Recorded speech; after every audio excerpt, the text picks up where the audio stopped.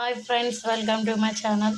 నేను ఈరోజు వచ్చేసి టమాటా చట్నీ చేస్తున్నాను. ఇదిగోండి టమాటాలు కోసి పెట్టినాను. కొత్తిమీర, పుదీనా, కరివేపాకు కూడా వేసేస్తున్నాను. కొంచెం చింతపండు కొద్దిగా అంతే. ఇదిగోండి తెల్ల నువ్వులు వేయించేసి పెట్టుకున్నాను. ఇదిగోండి పచ్చిమిర్చి, ఎల్లిపాయ వేయించుకుంటున్నాను.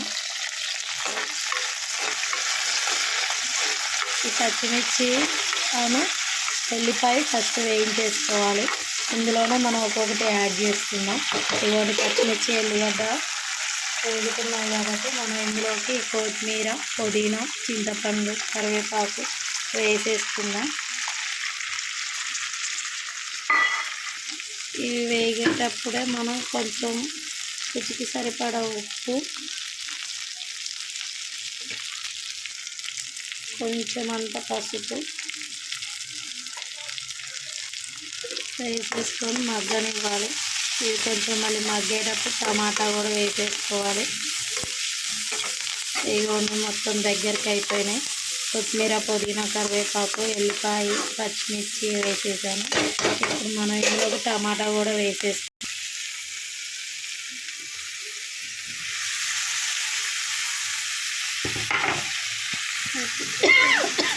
టమాటాను కూడా మగ్గనివ్వాలి.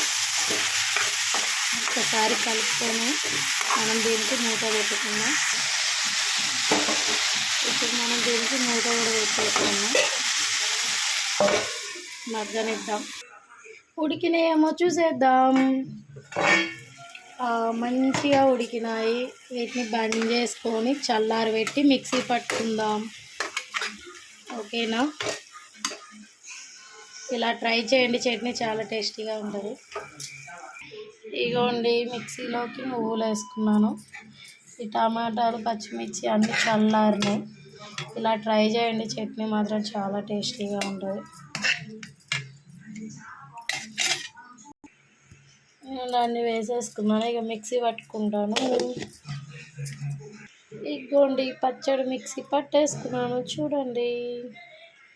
ఇగోండి చాలా చాలా టేస్టీ టమాటో చట్నీ. అన్నంలోకి మాత్రం వేసుకొని తింటుంటే చాలా బాగుంటుంది. దోశల్లోకి, ఇడ్లీలలోకి, దేంట్లోకైనా యూజ్ చేసుకోవచ్చు. మీరు పల్లీలు అనుకుంటే ఇంకా పల్లీలు కూడా వేసుకుంటే ఇంకా చాలా టేస్ట్ బాగుంటుంది. Okay friends, bye. Please subscribe, like చేయండి, షేర్ చేయండి. సబ్స్క్రైబ్ చేయడం మాత్రం మర్చిపోకండి. Bye bye.